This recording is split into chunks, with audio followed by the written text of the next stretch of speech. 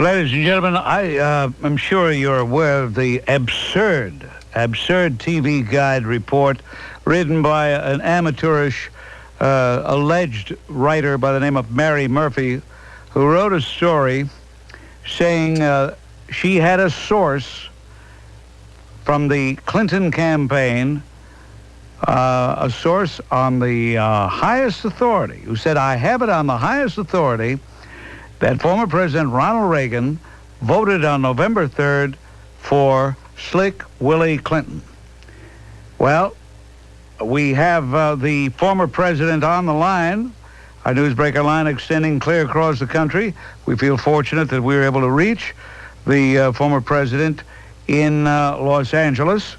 And first of all, Mr. President, I want to congratulate you on the receiving of the Medal of Honor. You're going to be receiving a special award from still the President George Bush. Congratulations, sir. Well, I don't feel worthy of it because I don't know that I've done anything special as an American. I'm just one man who happened to be born at the right place and called to serve at the right time. But I was also rather surprised to see that spurious story in the I think it was the TV Guide, and I want to thank you for bringing it to the attention of people that I in no way endorsed what Mary Murphy wrote. Mr. President, how in the world does a story like this get out? Do you have any idea? Well, I don't know how it got out, but I know people in the press sometimes tend to be imaginative, but I can tell you the events of that morning. I awoke rather early, and I approached the voting booth, and Nancy was with me. Oh, you mean on November 3rd? That is correct.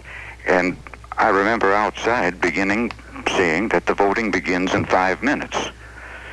And apparently somebody on the NSC staff, former NSC, put out some kind of a rumor, or somebody down at the NSC perhaps might have voted for Clinton, but I assure you that I had nothing to do with it.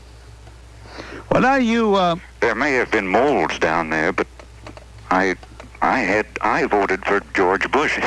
Bob, I served with the man served with me, rather, for 8 years as a loyal and consistently effective vice president, and I assure you that I voted for George Bush.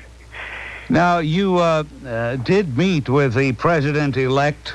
You met with him not too long ago. He did come to pay I guess you'd call it a courtesy call. The cameras were grinding away, and both of you seemed jovial. He was smiling, and there was a sense of warmth between you two. You did give him a canister of jelly beans. Yes, I did. Now, who was there at that time who might have planted the story, which I do not believe for one moment, sir, who might have planted the story that you were going to vote for Mr. Clinton? Well, Bob, after 80 years in public life, I can guarantee you that even though you screen people out who, as far as their qualifications to work for you, bad eggs, bad apples get in. And I haven't the faintest idea whom, but you realize that in public life, particularly when you reach the White House, which I suppose is the preeminent position, that one can never be certain of the loyalty of subordinates. And so, well, I suppose that even in your position, along the line, you have been dissatisfied with mere underlings who work for you, and you know that sometimes you, as the lead man, the head man, have to pay the price for those who work beneath you.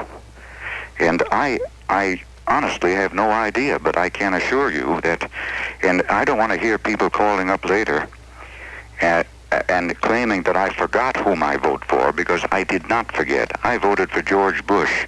I voted for George Bush 4 times. Twice as vice president and twice for president. And so I have even taken the liberty of having my attorney be with me today in an effort to shed more light on the Mary Murphy story. Would you speak to Mr. Robards? Your attorney?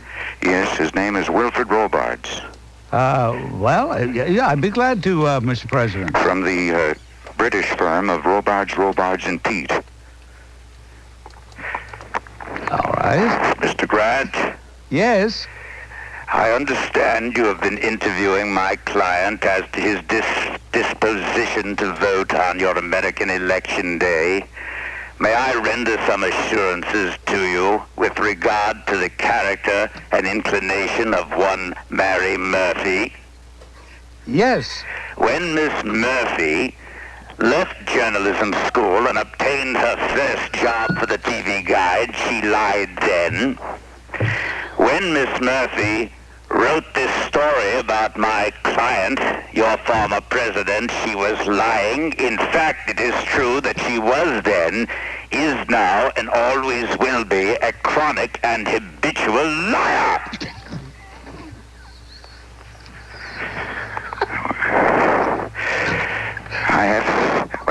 My attorney has just grabbed for some of his nitroglycerin pills. Bob? Oh, Bob. Bob? Oh, my heavens. Mr. President, your attorney is most fascinating. I didn't even say anything, and I'm a riot already. No, he's a fascinating man. He reminds me of Captain Bligh. Well, he bears a decided resemblance. I know because I sailed as a yeoman with Captain Bligh. I see. I understand.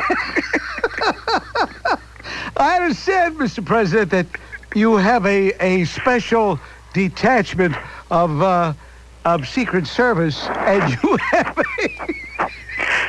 have a gentleman who was a colonel in a foreign army.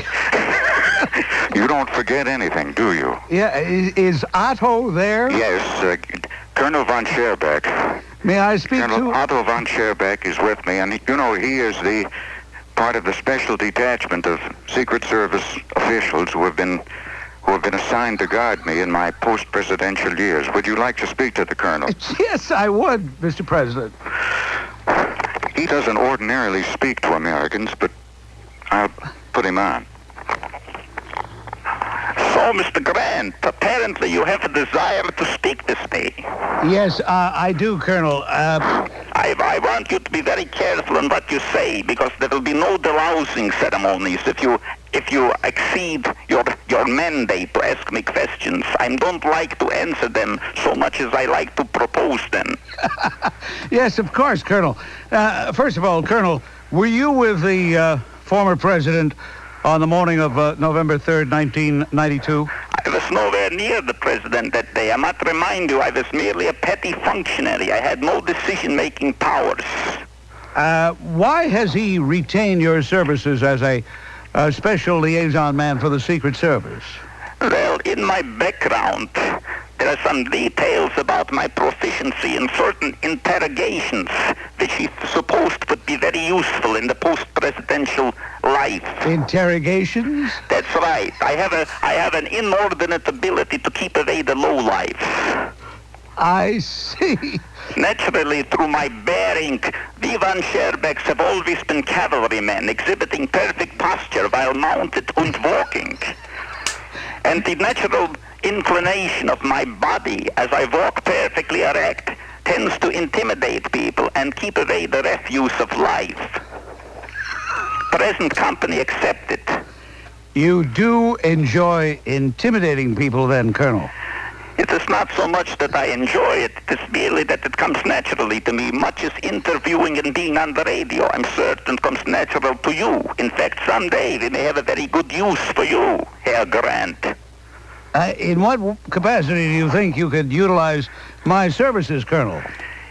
I utilize your services as an expert communicator to put whatever message across that crosses my own mind. I see. Well, Colonel, it has been an extreme privilege and a great surprise, a joyful surprise to be able to talk to you. Of course, the feeling is doubly mutual. Now, Come to visit me someday at my retreat in the Black Forest. I see. Yeah, you don't go to Berchtesgaden, do you? Not lately.